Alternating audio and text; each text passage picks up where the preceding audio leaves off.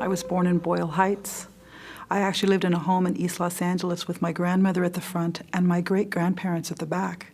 I was really lucky to have 4 great-grandparents when I was 18 years old, so I have a very long history of familia, a very long history of Mexicanismo, and a very long history of Californismo también. My father was a full colonel in the Air Force, and when I was 3 years old, we traveled to Germany, and I lived there for 2 years. So my first language was like German, first Spanish, then German at 5, and then finally back to the United States in English. We traveled back to the United States and then came back all the way to Los Angeles to be with my familia, to be with Californianos like myself, and to enter into the Native American experience. Well, Linda Vallejo is a Los Angeles-based artist, and like most Chicano-Mexicano artists of her generation, we re-examined our roots, the Mexicanismo, the indigenous, as well as the fact that we are part of the United States. We are part of the American expression.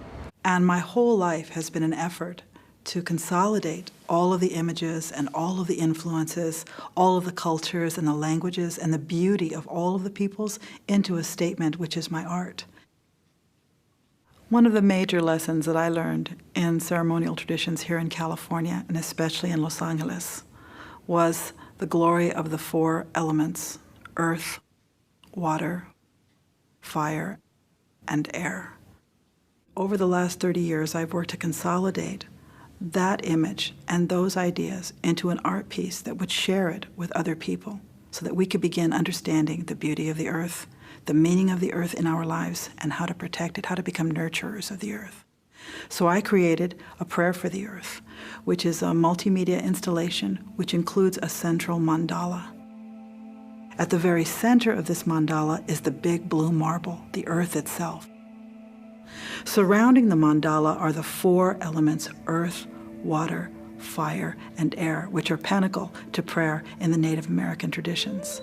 Earth reminds us to be good parents, to be good sons and daughters, to be good companions, to be good friends, to nurture ourselves and our familia as we should nurture the earth. Then we have water. Water is the sacred elixir of life. It is the cleansing. It is the healing.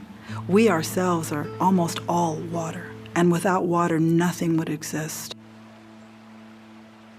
Then we have fire. Fire is Father Sun come to visit us for a day. Fire is in our hearts. It is the center of our being. It is the warmth of our body, and without it, we couldn't survive. And the final element of the mandala is air. And we pray for the winged, all of the birds that fly in the air, the eagle and the hawk and all those, the condor of California, so important. So you have to ask yourself, what can the teachings of the ancient ways of the Californianos and the Native American people of California and Los Angeles especially offer to us in understanding some of the problems that we've created for ourselves in the 21st century? Is ancient knowledge really something that can just be thrown away and forgotten about, put into a museum? Or is it living knowledge, living practices that can actually help us change the way that we see the earth, the way that we see recycling, the way that we view pollution? Is the earth just something that we use and abuse and throw away like a plastic bag? Or is it something that we nurture and care for? So these are the teachings that I've been trying to coalesce. I work to coalesce in my paintings and in my sculpture and in the installation, A Prayer for the Earth. A prayer for the earth. Can we pray for the earth?